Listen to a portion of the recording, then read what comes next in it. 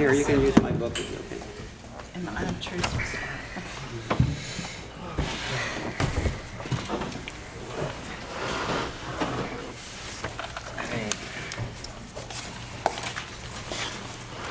All right, we all here?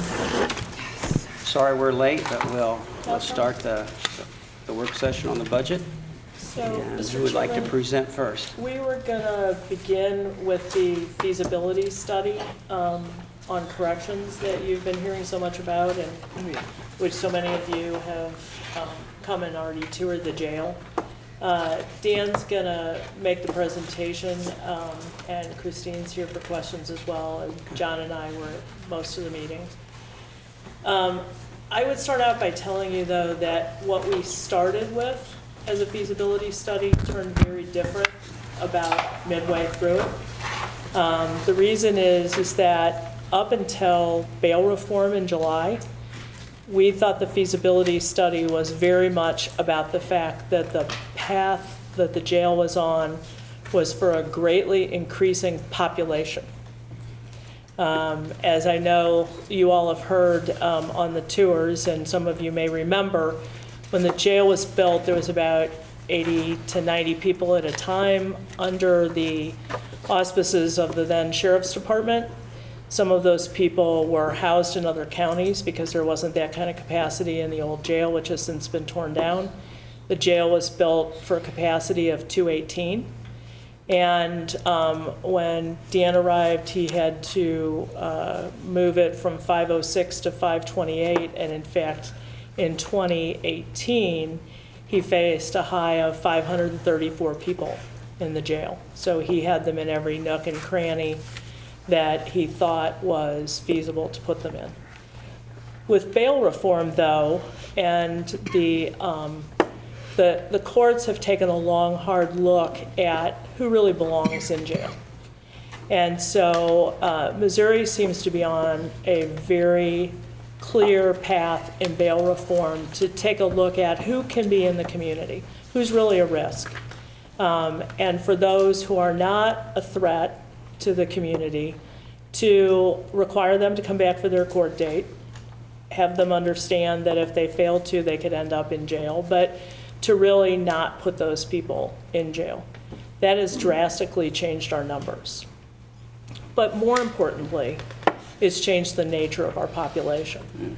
So it's to put it in overly simplistic terms, it's like you've pulled most of the semi-normal population out of the jail, people who've just made a mistake in their lives or gotten in a bad situation and made a bad choice, and you're very much into people who are felonies. So in a snapshot in early October, Dan just took a look at who was in there. There were 11 people actually serving a sentence for a misdemeanor. There were 16 writs, people who were moving between the state prison system and the county, or between maybe us and another county, and everybody else was there pretrial on a felony. So the movement that we had with the feasibility study, which initially came in to look at how big do you have to get, what support services do you need, began to also concentrate very heavily on do you have the type of beds you need if what you're going to have is largely a felony population there for some period of time waiting for trial. So with that, I will turn it over to you, Dan. Good evening, Council. As you're aware, we did a feasibility study. It was conducted by a company called the DLR Group. We dealt with them inside the facility, webinars, phone conferences for the past 6 or so months, compiling numbers and so forth. And tonight I'm going to present to you their final findings and a roadmap essentially of how to move forward. So in this study, you can see the study goals and objectives. We're going to look at the existing physical and operational issues, in-custody bed space, along with functional space for non-common areas, staffing and operational best practices, and then finally conceptual options and cost. So for operational challenges, for those of you that have been through the facility, we have many small and flexible housing units. There's no central elevator, lack of natural lighting, difficult working conditions, and understaffed for our current layout. So we'll go back to small and flexible housing units. We have housing units that range from 4 beds to 48 beds. So we had to have officers watching each one of those housing units. It becomes very difficult from a staffing standpoint where you have 4 beds over here, we got a 48 bed facility or a unit right next to them. You can't combine them. They're 2 different classifications. We have challenges with classifications with, we have male, female, we have transgenders coming in. We have issues that for PREA, you have predators and or victims with PREA. You have keep separates. So the housing units don't give us the ability to flex and move individuals in the right spot. Like Joanne said, our numbers are changing a little bit. We're getting more and more maximum inmates inside our facility. And we only have 4 housing units that could deal with these individuals. Okay? Those 4 housing units are currently full. So those heavy individuals or the maximum inmates are getting ready to spill into our lower level housing units that only have a single slider. They don't have what's called a wicket on their door. And that what a wicket is it's a smaller door halfway in the middle of the main door to pass food trays or be able to handcuff an individual. So when you have individuals that are maximum or violent, in order for us to give them a food tray and they're locked down, we have to open their door to give it to them. Or we have to open the door to handcuff these individuals. Definitely not an ideal situation when you're dealing with some of these individuals that do not care for myself, do not care for law enforcement, or the people around them in general. There's no easy way to get from the first floor to the second floor to the third floor to the 5th floor. We have 3 different elevators. So when you're in the lobby of the jail and you need to get to the 5th floor, you get on the elevator, you go to the 3rd, and you have to run down the corridor to get onto another elevator to get to the 5th floor. Now, as I said during my tours, and then if you were part of those tours, if you've never been in a fight before, being able to fight somebody to protect yourself for 3 to 5 minutes is a long time, especially when you're waiting for the cavalry to show up. Just like if we're trying to get to the 2nd floor, if you're in the lobby, you take the 1 elevator up to the 3rd floor, you got to go around half the building to get onto another elevator to get down to the 2nd floor on the secure side. That's a long time waiting for assistance. It's not efficient. There's a lot of time wasted for these elevators. And looking at the possibilities of making 1 core elevator throughout these options, and we'll cover them shortly. Light requirements. The standards, the national standards is everyone inside a facility, correctional facility, is to be able to have natural lighting. We have housing. All the time? Well, at Or a dark certain time, it's number not of there. No, I mean during the day. I mean, it's not just they go out into the yard for an No, hour. they're supposed to have natural lighting In inside their cell. Okay. And we have housing units that have 0 windows. Blind spots throughout the facility. I mean, you all saw that when you're on a housing unit and you're trying to see the upper tier or the corners, there's blind spots throughout the entire facility. Existing conditions for the physical facility. Facility's age, it's over 30 years old. Built in 1989. Shortly after this facility is built, corrections came out with a new concept called direct supervision. It was built shortly after ours was built, and direct supervision has been best practices in corrections ever since. The original building systems, we're still dealing with the original building systems. So we have the same control panels in the housing. Could you explain what direct supervision is? Yes. Currently, we have what's called indirect supervision. So we have officers inside what's called a sub-control. And you have inmates out in the day room. Okay? There's 0 interaction with these individuals. You cannot basically hear what's going on in the housing unit. You can't see all areas. You can't feel that tension, what's going on those housing units. Direct supervision, you're actually putting the officer in the day room, in the housing unit itself. Now they're able to see what's going on. They're definitely able to see or hear what's happening. They can see the blind spots per se, what we have now. They actually can shut down things happen before they happen. You know, in addition to keeping a better control of the type of graffiti and property damage that is happening on a constant at the facility right now. So those two concepts there, putting an officer on a housing unit, that's what direct supervision is. In addition to, you can have programmings come right to the housing unit instead of moving inmates off the housing unit to go to a program. If some of you might recall during the tour, when we try to do programs on a housing unit, we have individuals sign up for it. But the other individuals that don't sign up for it, they have to lock down. They have to go to their cell. So basically what happens is the ones that have to lock down tell the ones that sign up for it, go ahead and go to your program. We'll see what happens to you tomorrow. So the next thing you know, you have these individuals scratching their names off the program. They don't want to go because they know if they do, the next day, they're going to have to face that inmate and possibly, most likely, get into a fight. Direct supervision concept actually has multi-purpose rooms on each day room or each housing unit to where you can run these small programs. And it still doesn't affect the operations of the housing unit. To answer your question. Yes. The original capacity, facility was built for 218 beds. We're currently at 528. Like Ms. Lycum said, last year we were at 534. It was a tough little run we had there, but we were able to maintain and manage, but we're over the original build. 218, our booking, our laundry, food service was built for 218 beds, not for 528.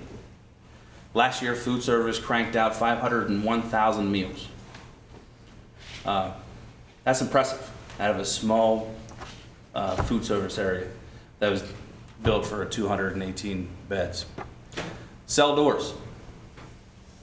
We have 378 cell doors in the correctional facility right now. That's cell doors. That's not closet doors or plumbing chase doors. That's doors to the inmates' cells. They're all rusting. We actually had an individual that received injuries because someone broke a piece of rust off and used it as a weapon, was able to make 2 or 3 puncture wounds on another inmate. How come they weren't being maintained? They were doing things to try to arrest the rust through the years. That is one thing that Buford was focused on with those. But I think that to the point with the moisture in there, there's a point at which apparently I don't know whether he was using Rust-Oleum or what he was using, but where the treatments weren't working anymore. And at 30 years, they're starting to now rapidly age. So with the cell doors, it goes beyond the rust, like I mentioned earlier about the wicket, the small doors inside the cell. Like I said, we have 378 cells. To replace 12 of them will cost approximately $75,000 just to replace 12 cell doors. And then you have deferred maintenance, which is, correctional facilities are very delicate departments. You have to have a very aggressive preventive maintenance program day in and day out from the birth of the facility through the next 20 to 30 years that you go through, because it's treated very hard. You have individuals here 24/7, 365 using it hard every day. It's not their property, so they don't care about it, so they will treat it very poorly. Projections, bottom line. Can I mention one thing about the deferred maintenance? Because I think Councilman Brazel will understand this. When the sheriff's office moved out and they took over those 2 floors, they opened up the end and they put those cells in. The one thing they really couldn't do was put in all the drains. They did put, obviously the plumbing in and all that, but the drainways. And so when you get these reactions, the inmate comes back from court and they find out what their sentence is, or they've gotten a phone call that the wife is divorcing them because of the length of time they're going away for. They tend to put stuff down the plumbing and flood it. And we've dealt with the fact that because those were built as office space, they didn't have the edge lips and all that I understand would normally stop stuff from getting into the building envelope. Well, everybody's nodding their heads. Like a curb around it or something. Right, yeah. right. So there's a lot of damage from those years after that went up that has become more and more apparent as we've had to deal with some of the floods in the last couple of years. Sorry. Projections, the bottom line. After a lot of data gathering from the county and the inmate population trends, the target capacity for our facility is 560 by year 2038, 20 years from now. Bail reform impact. It's a tougher inmate population. This study was very unique because it straddled both prior bail reform and then after bail reform. So prior bail reform, we were looking 538. Our population was going through the roof. Bail reform hits July 1, and our population starts going down. With that, I can say today our population is around 370 inmates. However, you have 370 inmates that need to be in jail right now. Okay. Prior bail reform, and historically, you would have 40% minimum. And what I'm talking about is classification for jails, it's minimum, medium, max. So prior bail reform, you would have 40% of the population would be minimum, 40% would be medium, and then you would have 20% historically would be max. After bail reform has gone into effect, now we're seeing 20% minimum, 40% medium, and 40% max. So 1989, when this facility was constructed, it was built and it served its purpose for what it was looking at. Can it handle today's inmate, the way we're moving? Now with the type of individuals that are coming in. Jeremy, could I ask Dan a question? I went to the IMPACT meeting today down at the courthouse and talked to 3 or 4 judges, and they predicted that we're going to see shortly here an echo on bail reform, that all these people that were released on recog and given a court date, you know, they don't show up, so then they go ahead and issue a warrant and set an even higher bail. Have we seen that yet? Or do you think that's going to happen? Have you heard anything about that phenomenon? We haven't received that tail whip yet. Yeah. From that to happen. I do anticipate something like that to occur. I know the state of Alaska has gone through this same issue to where they started bail reform, and then shortly thereafter they had 2,500 individuals that were failure to appear for court. Right. So they did eventually surge back to the facility. But when you're building a jail, or when you're looking at jail, you want to be able to build to where you can control the maximum inmates. I can always put a minimum classified individual in a maximum housing unit and be fine. I can never put a maximum inmate in a minimum housing unit. Never do it. And that's what we have. Like I said, we have 19 housing units. Only 4 of them are identified for maximum housing. The rest of them are medium to minimum. Can I also mention, Steve, that in some of what we looked at where they've seen that surge, what they've also realized is along with bail reform, they need a strong community monitoring program with the ability to use electronic monitoring devices where appropriate, but that where jail staff themselves are aware of who's out on monitoring, and that they're making these people be accountable for reporting. Okay, thank you. I have a question. I think you said something about 90% of the inhabitants of the jail are pretrial felony cases. Okay? Correct. Is there anything we can do to pressure the prosecuting attorney and/or the courts to get those folks through the system quicker, so that maybe reduce your population? And what comes to mind is the old westerns I used to watch when I was a kid, when the posse catch the guy in the morning, the judge would try him at night and they'd hang him the following morning, okay? So I mean, if these guys are spending months and months and months, is there anything that, is that something that they just are legally entitled to do, their attorneys are dragging out? Or is that our court system slow enough to, is that the problem? Well, the individual, I mean, there's always continuances. I mean, from the judges or from the individual's attorney, they can request for continuances, or there might be more evidence pending. So that does drag out, unfortunately. But what I'm I'm not driving a- at is, instead of funding a lot extra expensive capacity for jail, could we take that same money and maybe get the court system to operate more efficiently and quicker for you? I mean, that's the question, I guess, what boils down to. I think it's a variety of factors. It's no one simple answer. Yes, there are some defense attorneys who know their clients are guilty. They're going to have to plead them eventually.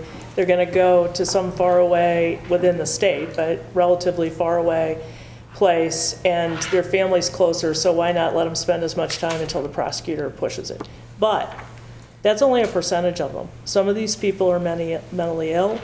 At any particular time, he's got at least 30% of people on psychotropics. There's virtually no mental health beds in Missouri anymore. So, you know, the prosecutor and the public defender are trying to figure out how to get them into services. There are some services in the St. Louis area, but there's a shortage of funding. That funding comes from the state for the most part. They can't be Medicaid eligible in the jail under the rules of Medicaid, so, or get their Social Security if they have Social Security disability.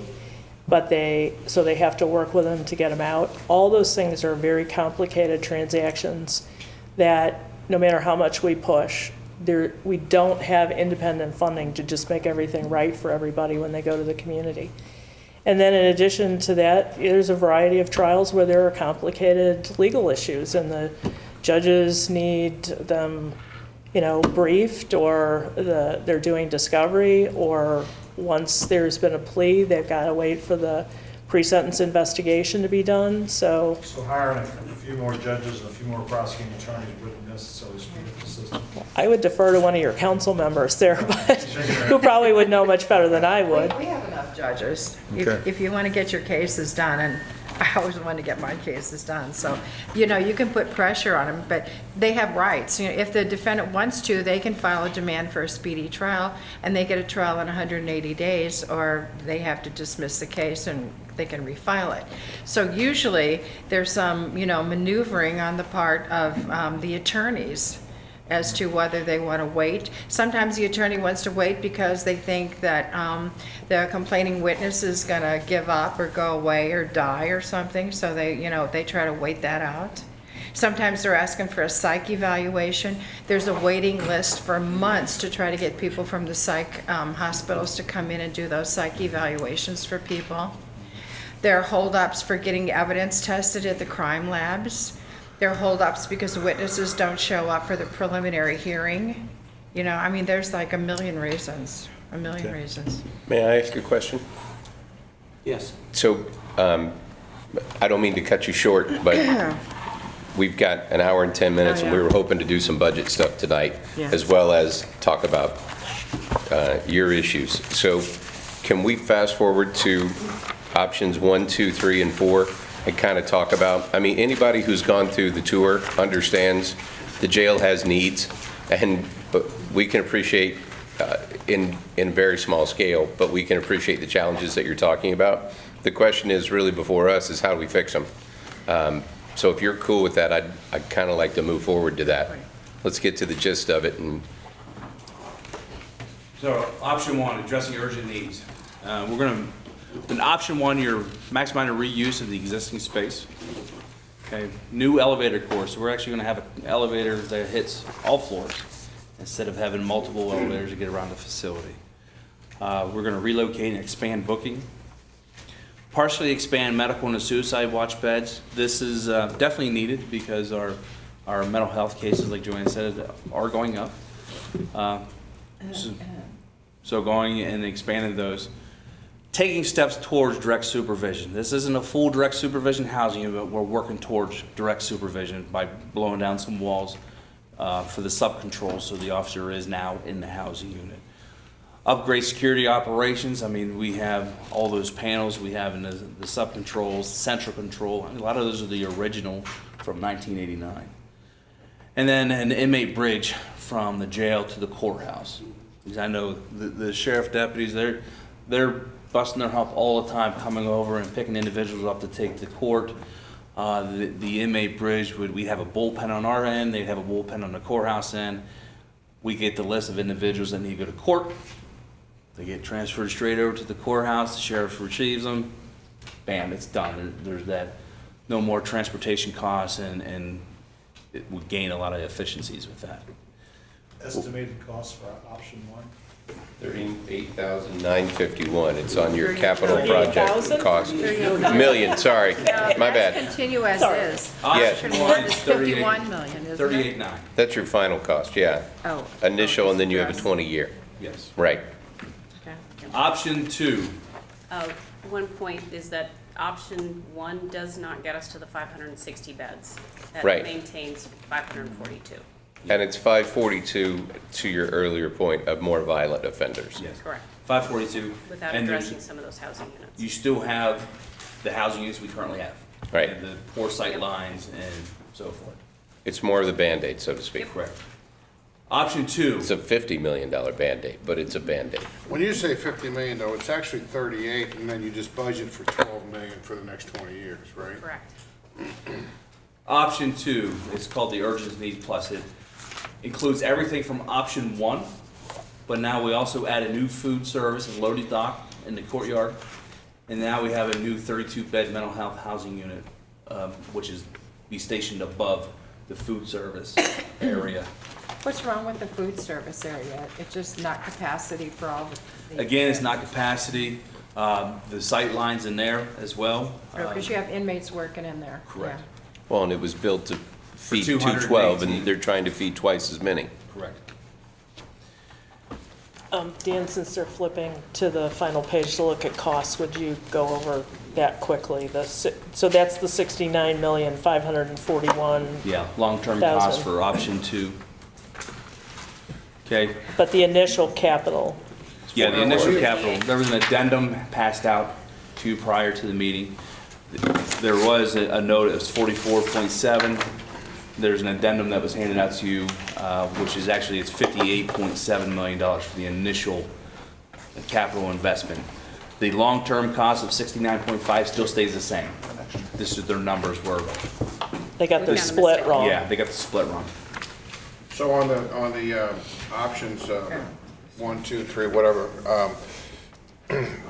do we get funding, like the 20-year capital investment? Isn't there money that comes back to us though? Like if we have more prisoners, don't we get federal money back and for different counties and stuff like that? Don't they have to reimburse us? Yeah. And do you know what those numbers are for that? Are those injected into this 20-year plan? Well, those are more for just housing and feeding and clothing and all that kind of stuff, I think. I don't think that's going to take care of our capital costs, which is what this is all about. That's completely separate. Is it separate? Right, so we sell our excess bed capacity to the United States Marshal Service at a rate that covers our supervision and food and other services. And then they also pay for any movement to like outside services, like delivering them to the federal courthouse. So that's separate than this capital investment, okay. I got it. Option 3, this option here, we actually are in a position where we can vacate levels 1 and 2. So levels 1 and 2 can now be, the county can repurpose it to whatever space is needed for the county at that time. There's new flexible compliance housing units, so now we have new direct supervision housing units that can, 64 inmates to a housing unit is now with one officer overseeing them.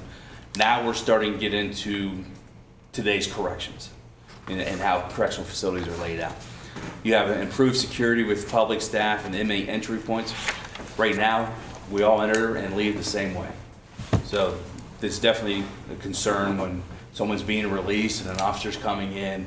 There's children in there. Sometimes there's colorful conversations that happen in the lobby. So having different entry and exit points for that.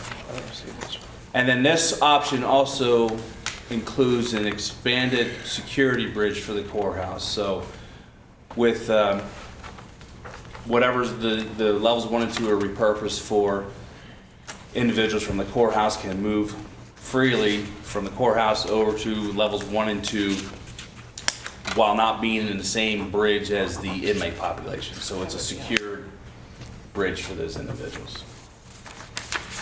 What would be the purpose of what would the use be for vacating levels 1 and 2? Do we have a use yet or not? Courthouse is getting too full of judges.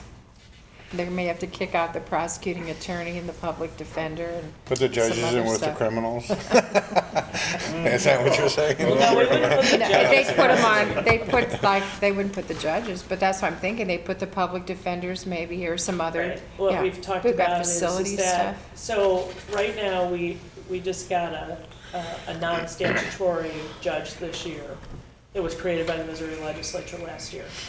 So we've taken the courts, I always screw this up, we've taken the former clerk's office as a temporary courtroom, and the permanent courtroom is going to be built in the current court and bank room, which is an office, one of the few office spaces they have to actually meet.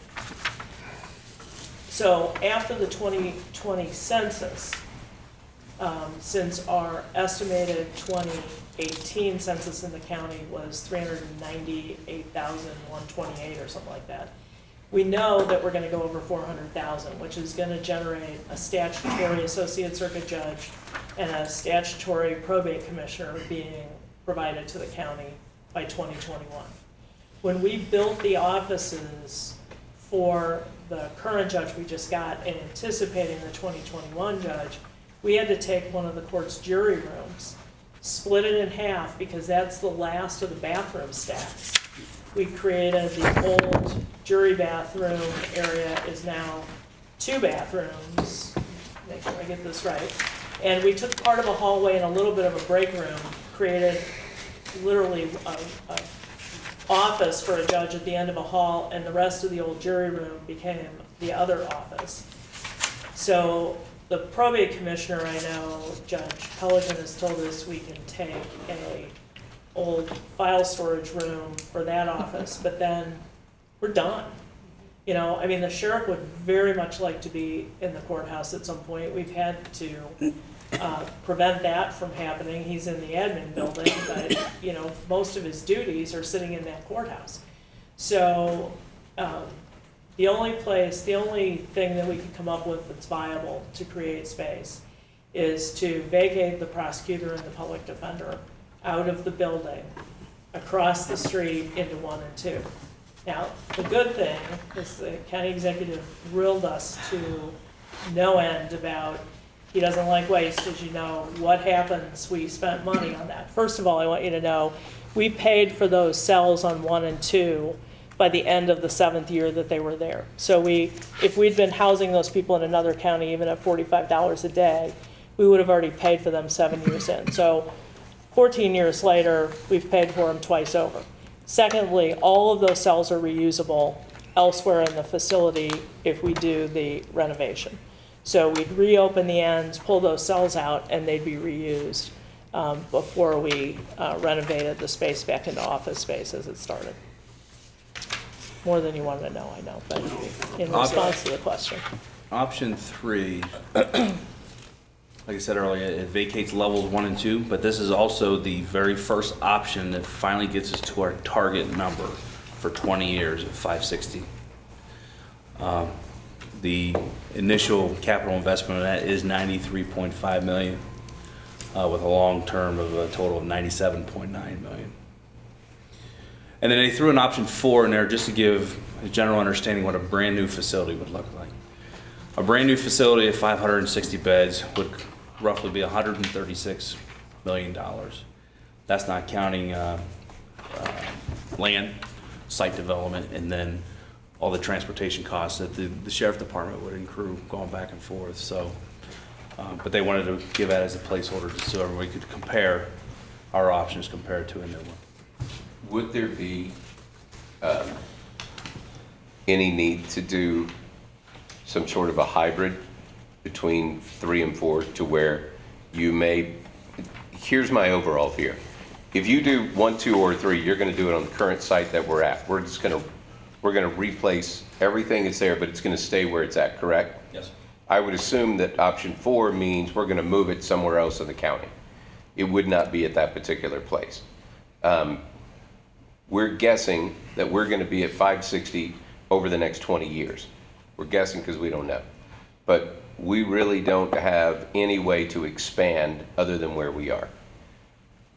So would it be an idea to put a more long-term facility somewhere else in the county, and a facility that could expand as needed, could have more of that, and you could use the current facility to keep more of your minimum and medium offenders there, but put these folks, other the more violent ones, somewhere else off-site, and then bring them back as needed for a bullpen? So what you run into is now you're running 2 facilities. Right. So you have double the staff, double kitchen services, double laundry services, to be able to maintain both of them. Essentially, we were running 2 facilities at that time. So staffing requirements, I think, would be high. True. You know, even if you kept one main kitchen, you got to move that food from one facility to the other. Yeah, that doesn't All make the sense. laundry would have to come back to one main facility. So there'd be a lot of hidden costs that over time probably would not make sense. True. The problem you got, those 30 years ago when that jail was built, the county council or county judges at the time thought 200 was gonna be plenty, and it's been woefully inadequate. Well, if you spend all this money on the current site, and we're wrong again, okay, in 20 years from now, that site, you got no place else to go in downtown St. Charles. Or if you had some additional room in another site, you would have the room to expand, kind of related to what he said, so. Would the problem be the transportation, though? I mean, again, looking at all these people that need to be brought into court on a daily basis, if the facility was someplace else, the sheriff's department, I would think, would really be taxed getting And those them are from that dangerous. facility to the, Anytime you move somebody, it's a danger. But moving the judges. Yeah, moving an inmate Moving the outside their judges to housing where? is dangerous, especially if you move them outside the Oh, another facilities. facility. A lot more dangerous for those individuals.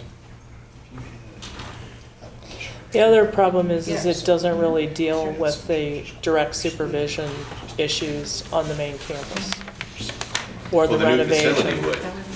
A whole new A facility whole new would. facility would fix all of it, and it would give you the opportunity to where, if you design it that way, your whole new facility, even though, sorry, Sheriff, but even though it would create transportation issues, it would give us the opportunity to have a long-term plan in place if we had the land there and we built it with the idea that the facility could be expanded.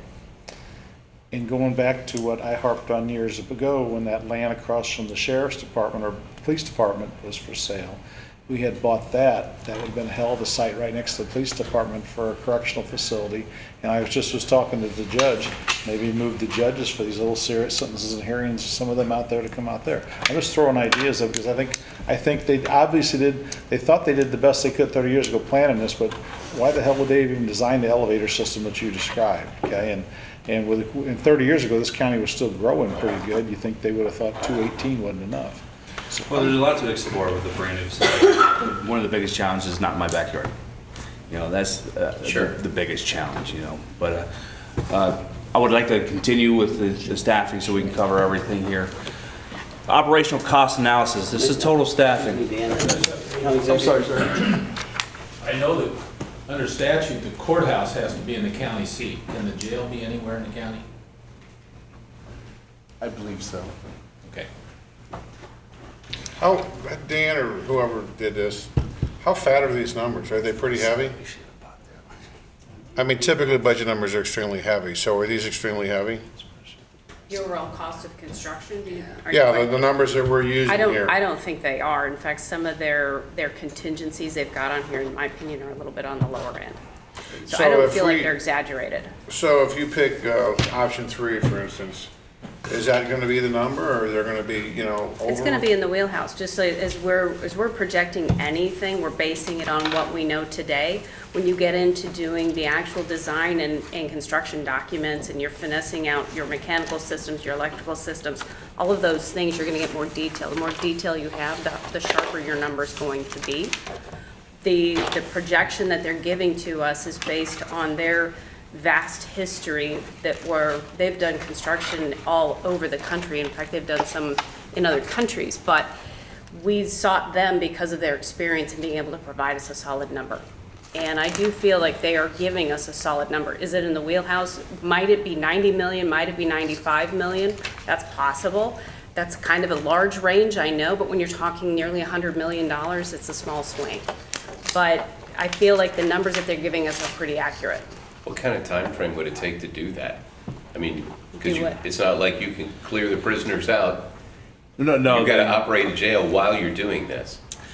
So if we went with option 3, they would build the food service and the new housing units in the back of the facility. Where the tower is. Where the right? tower is. Yeah. Once they're completed, then you start filtering the inmates up there, and then you can start the renovations Yeah, back it's a on the phased third approach. floor. Okay. So it's just a domino effect, working our way around the facility. And time frame? Option 3, I believe, is 5 years, correct? Approximately 5 years. Okay. Between the time that we get the funding and the time that we're done. But the construction's probably 2 years, right? A little over. So this next one, correct me if I'm wrong, but if you make these changes, it actually is going to cost you less to run the facility? Is that what I'm looking at? Explain that to me. So that's the, so on Nice page, segue. you're on page 11. Right. Operational costs, total staffing analysis. We're currently allotted 116 officers to run that facility today. After DLR completed their staffing analysis of what we need, we actually need 155 officers to run that facility right now. The way it's currently The laid way out. it currently is. I know in budget, early numbers I provided a number of, we need 32 officers. Final testing and final numbers were ran by DLR, and those numbers have now come in at 39. That's what we need today to run that facility. As you go through each option, the staffing levels drop because we're starting to become more efficient. We're starting to get rid of some of those smaller housing units, and we're actually making larger housing units that can hold multiple classifications. For instance, option 1, we would need 146 officers to run that. That is approximately 9.4 officers less than what we should be at today at 155, which is annual savings of $557,000.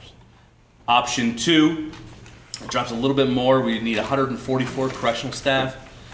It's a minus 10.3 or 10.8 from what's required. Option 3 is, this is where you really see it, because we're vacating levels 1 and 2, and we're going from 155, what's required today, down to 118 officers, which is about $2.1 million in staff savings. And then ultimately, a brand new facility the same size, you would need 108 officers, which is a grand total of $2.7 million in staff savings. So you take the 20 million off the 97 million, you would subtract that, right? 2 million for 10 years without future costs would be 20 million, right? Is that what we're saying, Joanne? So 20 million would come up to 97, or the cost, or is We those two wouldn't different? have to make the ongoing investment in the additional staff at the level that's required. So as, Okay, I understand that. One of the things I was thinking was, the facility would have to be totally running complete before you start saving this kind of money, though, right? Absolutely, yeah. Okay, you're not Yeah, gonna save it until it's absolutely. done. Okay. You got a total of 12 million a year in your capital projects budget, okay? How you gonna make that work, spending 90-some million dollars for this? Okay? I think that's why they're here, Joe. Why do I get the feeling Bob has an idea? As he just sat forward, Well, so. I think, revenue stream yet for that. Is a plan to do other, are we gonna talk about the full plan, or just this plan right now? What's the intention? I'm sorry, the full plan, I'm sorry. We're talking about raising capital somehow, right? And I know we're not talking about that now, but Right, are we gonna right. talk about that later, Yes, or yes, next another meeting, yes. or what? We wanted to make sure we just literally got this delivered, the final by them this morning at 8 AM. We had met with them a week ago Friday they were 99% done. We had them brief us. We began preparing this because we've been talking about it. You guys have been so good to tour, and we wanted to let you know kind of where they were. I don't think we intended to talk to you about the options for how we'd fund it, just to let you know where we were, and to know basically that we're recommending option 3. Okay. Option 3? Option Yeah. 3. Vacate levels 1 and 2, and deal with all the other needs of the building. How many square feet are you picking up on levels 1 and 2 when they're You open? did those calculations. I did those calculations and now I've forgotten. If I remember correctly, it's about 25,000 square feet between the two floors that we would reclaim back to be able to allocate to other use. 25,000 times 2 or 25,000 total? 25,000 in total. There's Okay. 10 or 11,000 on the first floor and 14, 15,000 on the second floor. Does that number include, does the 97 include the remodeling No. of floors 1 and 2? No, it does not. It This does is get strictly- those cells out of there, but it Yes. doesn't include the remainder. So it's just a vacant shell, pretty much? And so if it's 25,000 square feet, yeah, that's another, probably what, $500,000 to do a, it depends on how technical it is. Depends yeah. on what we end up doing with the space. And actually, Wouldn't we want to just do it at the same time, though? I mean, if that's the plan, if we're gonna vacate If 1 we and have 2. the money, we would. Well, shouldn't that be part of the plan, though? Like, Yes. include that? yes, Yes. but it's not strictly part of this I stuff. understand That's that, why but we don't want to come back and say, oh, we Oh, just by spent the way. $100 million. By the way, we need another $1 million to build out 1 and 2 or Right, whatever. right. Unless we have the capital funding, who knows, whatever, I'm just curious. At the moment, we wanted to focus the feasibility on the corrections environment. We do Correct. know that if option 3 is the option that you all do agree that that is the best option, then yes, we want to try and determine how we would best use that space. We'd outfit what that estimated cost would be, and we'd come back to you with this is the whole picture. Right, I mean, it would be more, it makes sense if it's a proposition for public safety, then it would, if you Yes. had courts and whatever else in there, that's all part of the same wheelhouse, so. So 3 is your recommendation. Yes. 3 is the recommendation. We'd rather do 3 than 4. Okay. Well, if you ask Dan, he wants 4, no matter what. Well, that's why I'm But asking. The balance that we have here is in part determined by a cost balance. I mean, I'm not sure that coming to you saying that we'd really rather do number 4 because we'd love to spend $136 million, and then what are we gonna do with the vacant shell of a building? That is not gonna be an easy one to tear down that'd be or expensive. reallocate. Very expensive. So we're really trying to weigh in the cost between reuse of what exists, may be a better use of this building. And that's a functional reality, but another functional reality is when you look at jurisdictions where they have significantly separated their court and their correctional entity at a county level, you are engaging in some ongoing personnel costs for large movements. Right now, and Lieutenant Greminger can probably tell you, they are shoving inmates in cars all day long, or at least all morning and into the afternoon, and whipping them around the corner 2 and 3 at a time with one officer in the car most of the time. But we And the wouldn't have to judges worry are about that waiting. bridge. Correct. Okay. The bridge would be, I would have one officer on my side when it's time to move inmates. We bring them over to the courthouse, they retrieve them, done deal. Is it a double-decker bridge, like for personnel? If you're gonna vacate 1 and 2, it should be a double-decker bridge so that. For civilians and for? Correct. okay. 2 different floors. Yeah, and the thing is with option 3 is, I mean, we have a great campus down here. You have the admin building and the county executive building, the courthouse, and the jail. If over the 20 years, our population starts climbing, from our standpoint, we have the option, if we still have the federal or the U.S. Marshal contract, to start pulling back on the number of inmates we have from the U.S. Marshals. Yes, we do bring around $3 million in revenue in, but if our numbers start going south on us, to where our own county inmates are starting to increase our population, we could shed off another 100 beds by getting rid of the U.S. Marshals, and we bought some more time for our current layout, or option 3 layout. So about 100 are federal prisoners that you have the option to or not to house currently? Okay. Okay. Anything else? Any other questions? Very informative. Are we going to hear ideas on revenue streams, or is that another meeting, another day, another I think time? that's another meeting, because we were gonna start budget next, because we understood that was the next thing on your We need to agenda. talk about the big picture and revenue streams, okay, so we're part of the process. All right, thank you so much for the presentation. Great job. Bob? Great job. I wouldn't want your job. Huh? I said, great job. I wouldn't want your And job. you're doing a real good job with what you got going. Yeah. too. Thank you, Sam. All right. Going next. Seat's nice. It's nice. Where are you going? I'm not going anywhere. I was just looking to see if anybody was joining us. But it doesn't look like it. You're on an island, welcome to it. Nobody wants a piece of this. Okay,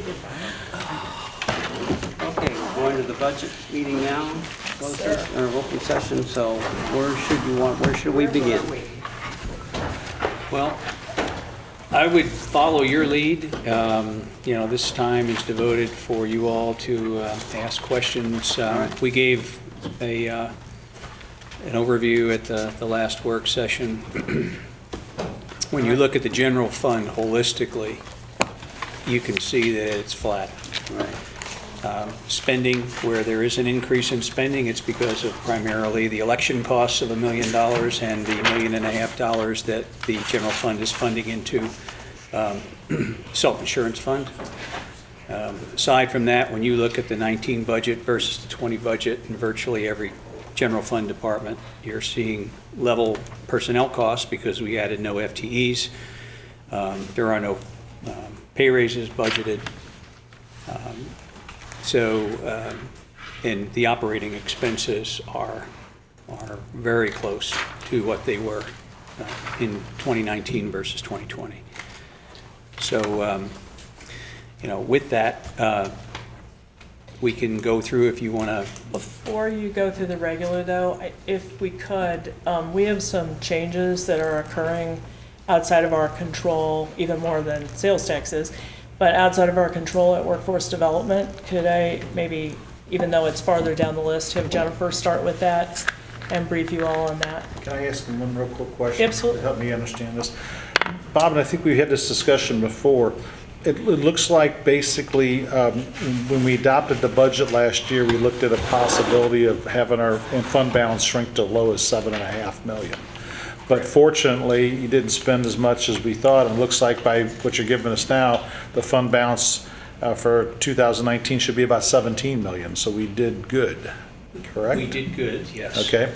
Now, when we're looking at the fund balance after this budget's enacted, we're back down to 7 million. Do you feel, again, that we will do good next year and that we won't hit that fund balance as hard as you think we did? Well, bear in mind that we have 3 months' worth of revenues yet to collect, and we are projecting expenses, and each year progressively we have tightened up our guesses about and our estimates about what expenses are going to be for the year. In order to get this budget to get to the 7 million, and that 7 million number you're referring to is the 10% of total revenues in general fund. That's our budgeting goal every year. That's been our budgeting goal all along, and we don't want to deviate from that. We could easily say, well, instead of budgeting a 10% fund balance, we'll budget a 9%. That sends a lot of messages to a lot of places, and we don't want that kind of message out there. So that's why the 7 million is the 10% of total revenue. That's what we're driving for. But in order to get to that number, especially with the large costs that I just mentioned with elections and the self-insurance fund, build back to that fund from the general fund, we had to drill deeper than we've ever had to drill before in refining estimates, and that's not just refining our estimates and closing the gap between what we probably will spend versus what was budgeted, making those two closer together, but also on the revenue side. But basically, making simple terms, we estimated we were going to be spending $82 million total expenditures this year. And it looks like we're current estimates at 76 million. So it looks like we're going to spend 6 million less this year than what we budgeted last year. Right. Okay. And So what I'm getting at is when we're looking at the same 82 million for this year, you think we'll come in at 76 million next year? Or you think it's going to be closer to 82? well, let me put it to you this way, that if we wind up with a $7 million fund balance at the end of 2020, that will mean that we had a $10 million deficit this year. Or 2020. And because our fund balance will have shrunk by that. I hope that's not the case. And there's, where we wind up a year from now in our numbers, or more than a year from now in our numbers, I hope that it's far better than the 7 million. But The budget says 7 million fund balance at the end of next year. it does. And so at this point, we are looking as conservatively as we can, given where we stand from a revenue standpoint, to keep our budget goal of 10% of total revenues as our fund balance. Now, one thing that will usually come back immediately in that budget is the emergency reserve. There's a $2.3 million emergency reserve built into that budget that's not assumed in any of the prior year's information you're looking at because we didn't have to draw on it. So it's budgeted because we're required to do so. So all things being as they normally are, we wouldn't be touching that emergency reserve. So the $7 million you're talking about is closer to $10 million right out of the chute. Thank you. Yep. Last year, this time, we were thinking we'd have to dip into that to pay for the hub trial. Would that have come out of the emergency fund? Yes, it would have. We did not budget any costs That's for one of it. the reasons that, yeah. Right. All right. Jennifer? So I wanted to talk a little bit about workforce this evening, and I'll point you back to the budget page, but I'm actually not going to talk too much to the budget book, but it's back on page 321. As you know, all of our funding out at Workforce is from state and federal grants, or federal dollars that come through the state. And so the workforce calendar year and budget year is actually on the state's calendar year. So what you see in the document is then the June to July calendar year somewhat translated to fit into our calendar year. So you'll see some numbers, but I'm going to give you a couple of highlights. This year, for what began in July of this year through June of 2020, our workforce funding from the state has been cut 22%. The year prior, we had actually seen a bit of an increase, a 10% increase, but that was due to the layoffs at Serco. So right now, in the state of unemployment that we have in St. Charles County and nationally, any type of funding increase is going to be tied to something bad. I mean, it's usually going to be the reason that we would see any increased funding right now is because if there was a significant layoff, additional federal dollars will come in to help relocate and replace those laid off workers. The year prior to last, we had absorbed an additional cut of 21%. So we're significantly down in federal funding, and we've been absorbing those cuts in a variety of ways. You'll probably remember that out at Workforce, we have both state employees who work there, county employees who work there, county employees who are paid entirely off the grant, and then the executive director, Scott, who's paid for by the county. And there's also community college employees at Workforce. So over the last year, as we've either had retirements or some other departures, we have done what we can to not fill some of those positions. And we did do 2 layoffs this past year of community college staff out there. So we are in a state of barely being able to do the federal requirements of reporting and compliance and other things that are necessary in order to receive the dollars. Scott has worked with the state to try and understand, do they have a picture and a plan of where things are going from here? The governor moved the majority of the federal programs out of the Department of Economic Development this past fall and moved them over to the Department of Higher Education. Some components of the programs have gone over to the Department of Social Services. So tonight you're going to see an ordinance that redoes some of our grant documents to reflect those departmental changes. But overall, I would say I give you that context of all of these moves because it creates a significant state of uncertainty about what is going to happen at Workforce in the future. The state is also contracting right now to do another study of the statewide workforce regions. So they might look again at consolidation. of our program with another entity, which could be Jefferson Franklin, it could be with St. Louis County, it could be with other counties that are currently part of the central region and northeast region. We're going to be working through all of those potential changes over the course of the next 6 months. But want to let you know that we are, from Scott's tenure here with us, and as you know, he'll be leaving us next month, at the beginning of January, to go over to the EDC. But when he started with us, he had 38 employees out at the Career Center. Today, he has 30 and 18. I think he said 38.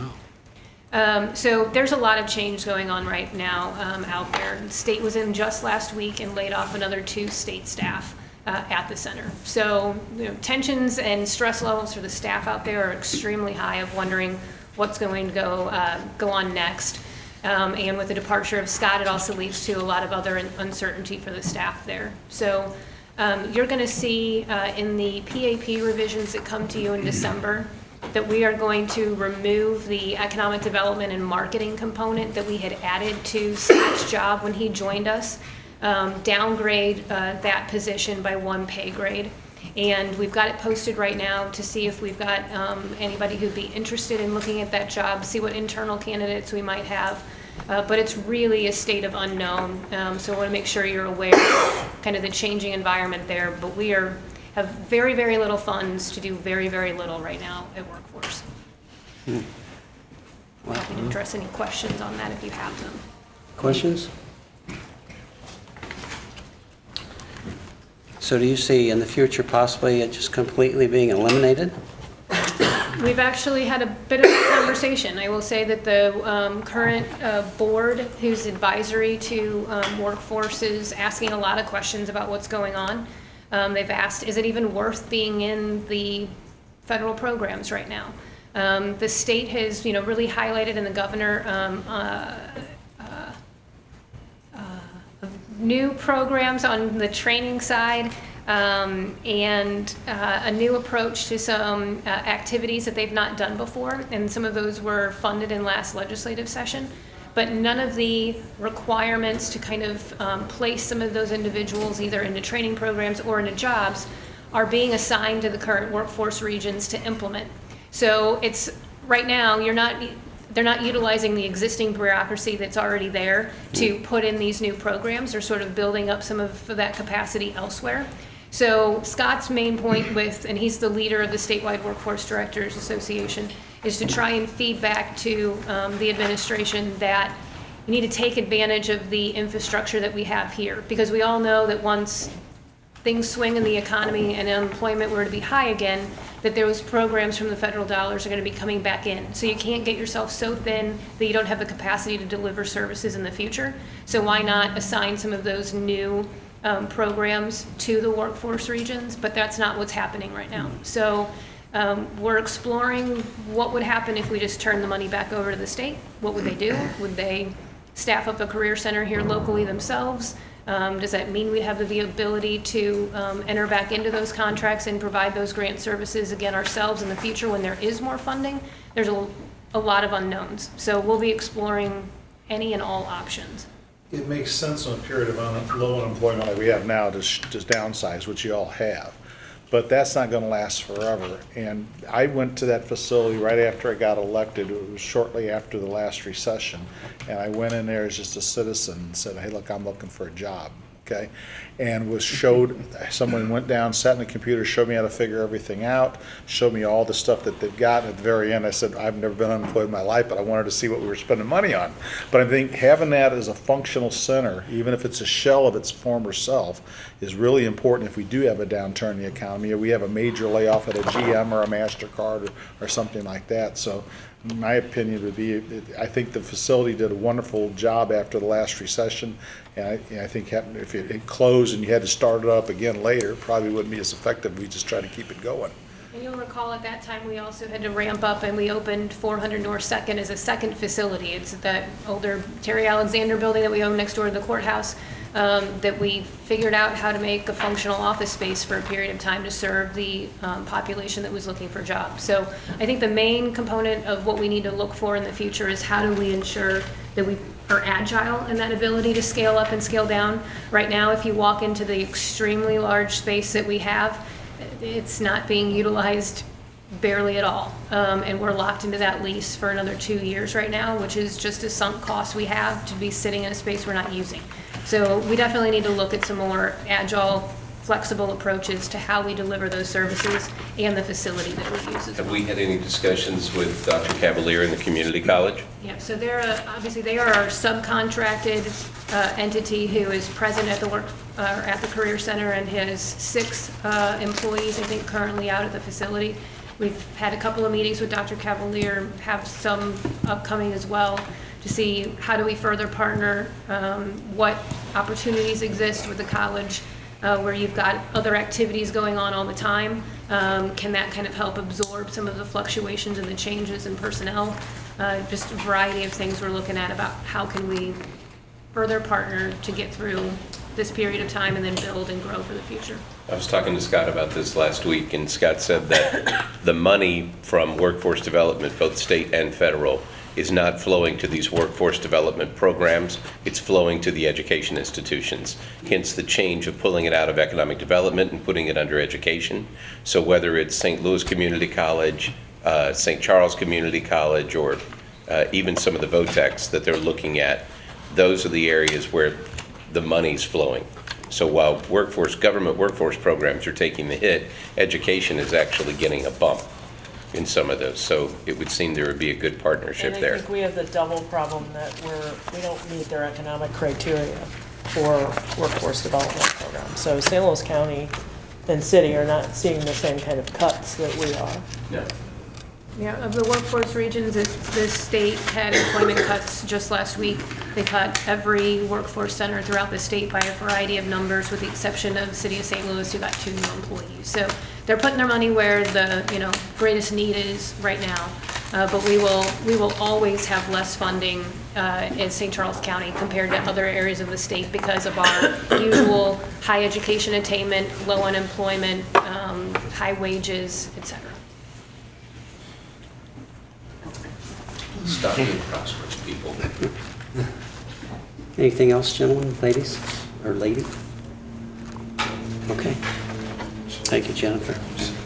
Where does the council like to go from here? Where would you like to begin in the budget? Anybody have a suggestion? Well, I would like to start. Okay. Having been a department head for this county in the past and gone through years where we didn't get raises, I will tell you, it makes it very difficult to keep the morale going. And here we are, another year. Last year we didn't have much of a raise. This year they're saying no raise. I'm proposing that we cut the operational budget of every department by 10%, and that would generate $1.5 billion that would at least give us a cost of living adjustment to the employees to keep up with the cost of living. So I feel real strongly about that, and I sent a notice to the county exec's office if they would talk to some of the department heads and see how much of a burden that would create for them. I know the county's done that before when I was department head, that we've had to cut our operating budget for certain needs in slow and tough years. So that's what I'd like to propose, and I hope I would have some support from the county council that we on that issue. What kind of ads do we have? You got the list? Is there some ads that we're doing, like employees and certain things? I know there's some employees we're adding. Do we have a total on that? Claire, do you guys, or Donna, do you have a total on that? Or? There's nothing added, there's just change with different pay grades. So like in HR, Joe, there's a 210 budget or HR analyst, and they downgraded it to a 208 HR generalist. So we took out the 210 and we put in the 208. And in that scenario, we had the employee, we have an underfill in it, position already, so we're just reflecting what's already going on right now. We did not fill the higher level job. Earlier this year, we underfilled it with a lower graded position. I mean, the thing is, though, if I agree with Dave, because it's like every budget year, it seems, and I'm not, you guys got a hard job, so I'm not criticizing, I'm really not. I'm just trying to figure out, it seems like whenever we come to this point, that the employee raise is always either the first thing taken out or something that's never really considered, or it's considered, but it just doesn't happen. And I agree with Dave. I mean, you know, I work for a big company, and if they don't get bonuses as internal staff, it changes the morale to a very negative level. And I think the $1.5 million, if that what it would cost, you was going to get that value out of those employees.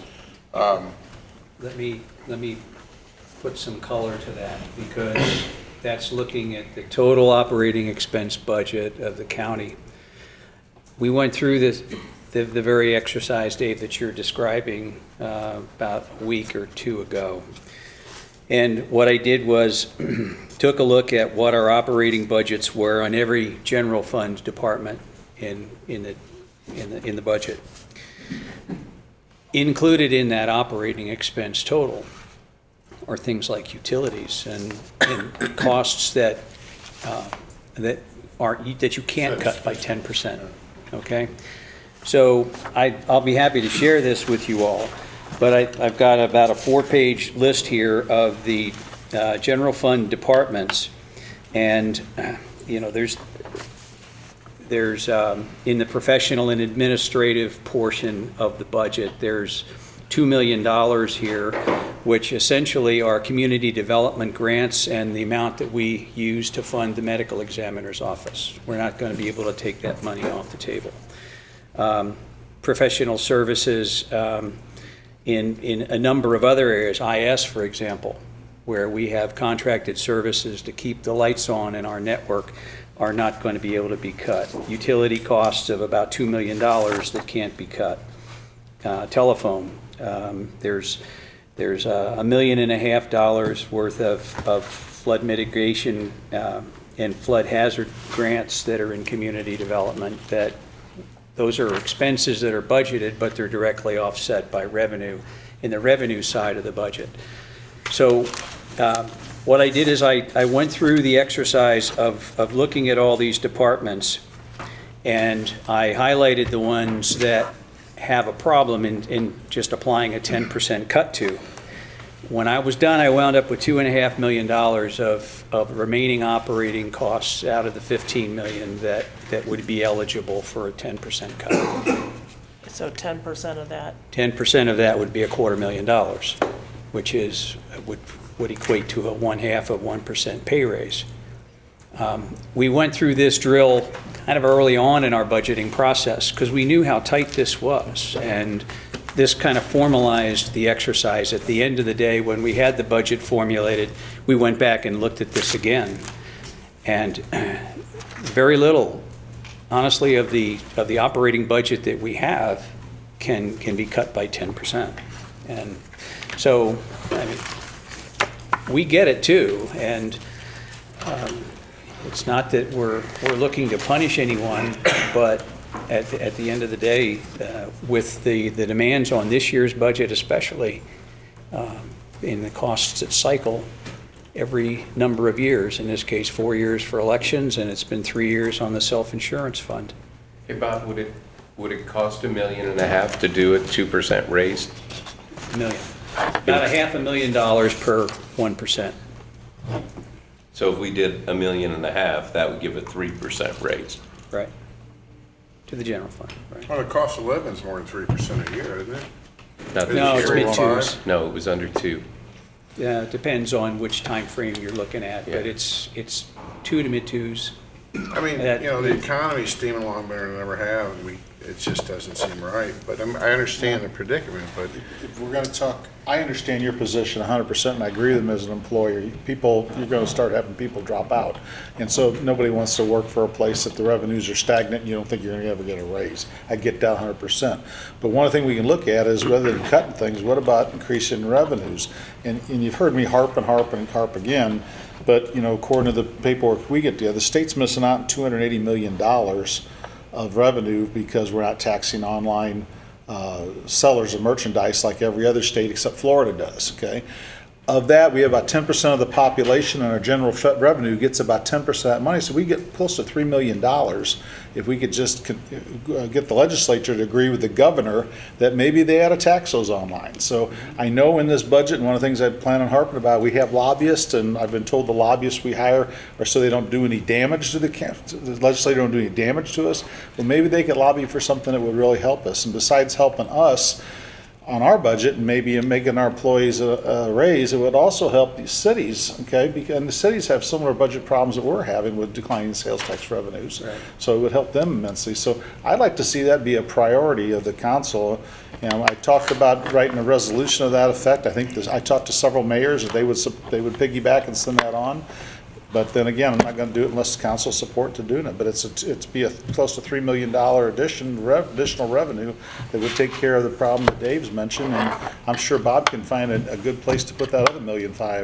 Councilman, we all love that, but just so you know, it's not an easy fix, because between the constitutional amendment that passed a few years ago that you can't tax anything new, and all the lawyers that are waiting in the wings to bring that lawsuit if they simply do a sales tax of some sort, and those who want to do it as a use tax, you know, so, I mean, you're going into a major year.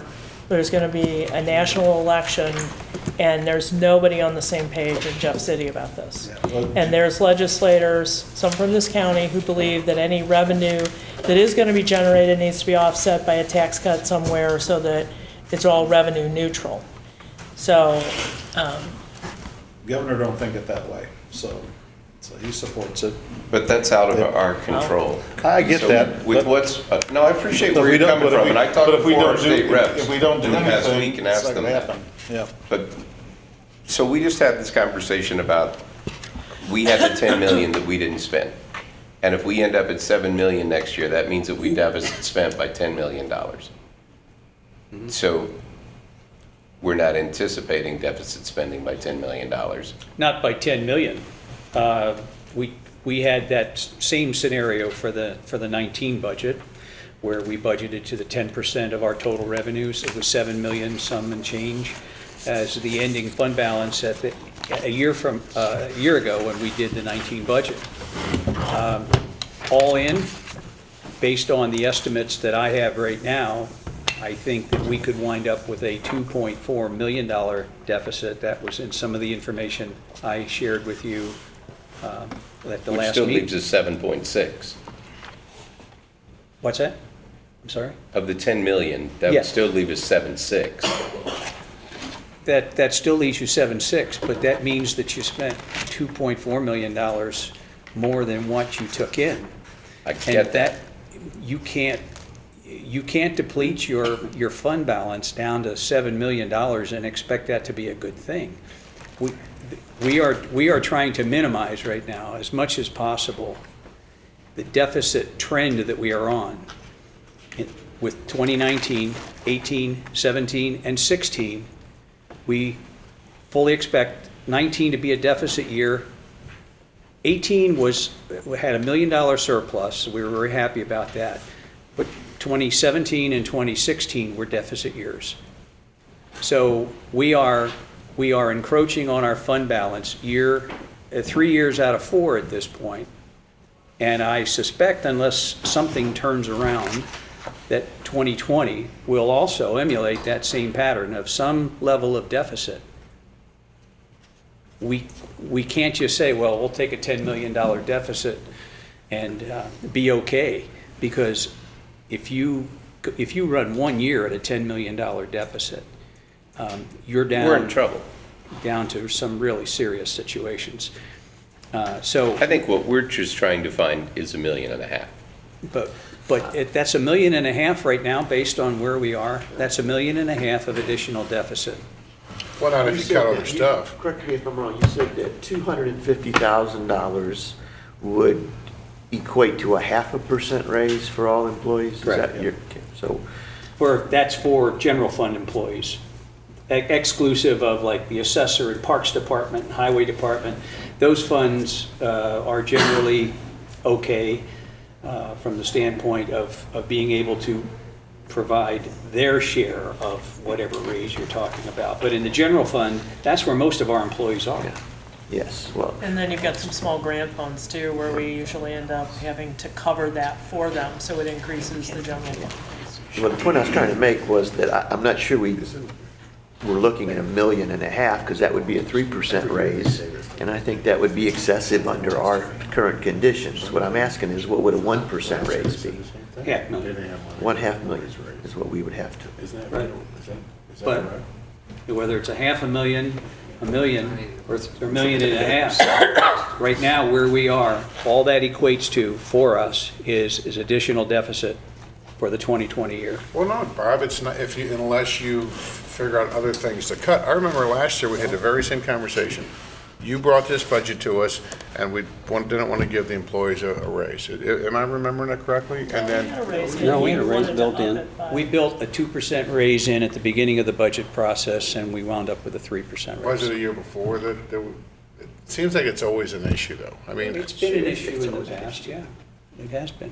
but often we find the money by cutting other stuff. I mean, the council, you guys are reviewing the budget with us, we don't ask for a lot, but that's, I don't know. Will the employees get merit increases next year? No, No. All No raises. no raise. We covered the $2 million deficit in the health insurance fund so that there would be no no increase in the cost of healthcare. And $1.5 million of that was from the general fund. Well, employees are our most valuable asset, and I don't know where we're gonna get the money, but we need to do something. I don't care if it's a 1.5%, heck, I got that on my retirement cost of living. Well, the government can write those checks and get away with it. We can't.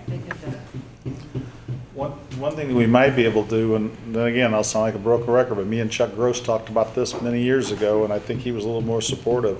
We've got $18 million of beginning fund balance in parks. We got $12 million a year coming into them. When we paid for the courthouse renovation of the doors for this building with that, I don't think paying for Family Arena out of parks funds is out of question, and there's a lot of money that could be put back in the general revenue if we did such a thing.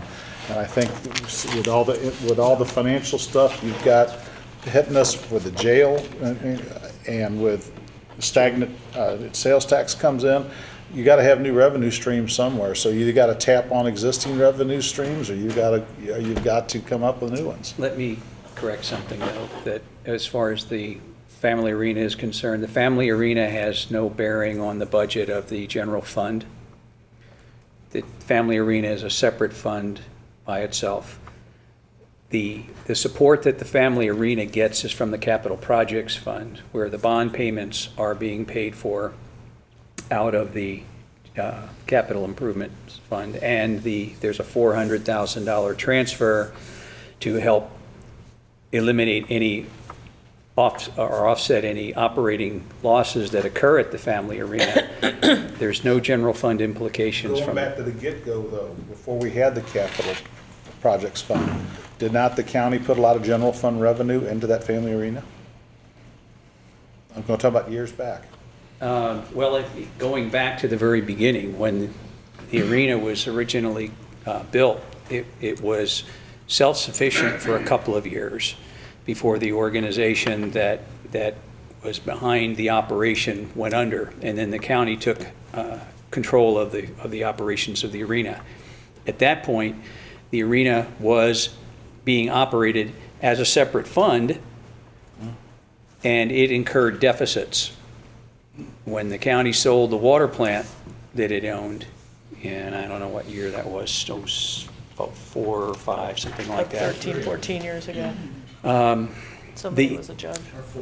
The proceeds from that were applied to the fund balance of the Family Arena Fund and basically brought the Family Arena Fund whole to zero again. Since that time, the Family Arena Fund has operated at deficits virtually every year to some extent, And those deficits remain on the books of the Family Arena Fund right now. Have we ever taken general revenue money, to your knowledge, and put into that family No. arena? Not to my knowledge. Okay, thank you. Anybody else? Any other questions? Joe, we can go back and look into that, but I would point out, I don't know how much help that is because it's a one-time amount. And once you build a raise into the employee base, it's permanently there. So there may actually be some deficit from old days, some of it may be capital, some of it may be general fund, but it hasn't been mounting very much since we switched to this model where finance is overseeing the family arena. So it's largely one-time. Where I've always been going at with this is I think the family arena is a recreational facility for this I agree. county. No different than the youth activity park or a lot of the other stuff. And I don't think it's a stretch to ask the Parks Department to support it. But if it doesn't have that much of an impact on the general revenue fund, then It would relieve capital projects. yes, we might free up some money for the jail. Possibly. Okay. All right, if there's anything else, I think we ought to wrap it up for this session. Get ready for the council meeting. All right? Okay. All right. Anything in particular for the December 2nd meeting that you want, Mr. Is Chairman? there anybody in particular you want to look at for the next meeting? If you can find another million and a half, that'd be awesome. And we, We'll well, have one election actually here at the beginning. Okay. We'll have to go ahead and decline the invitation. Was that Scott? Michelle McBride. Michelle? Okay, all right. Very good. Thank you, everyone.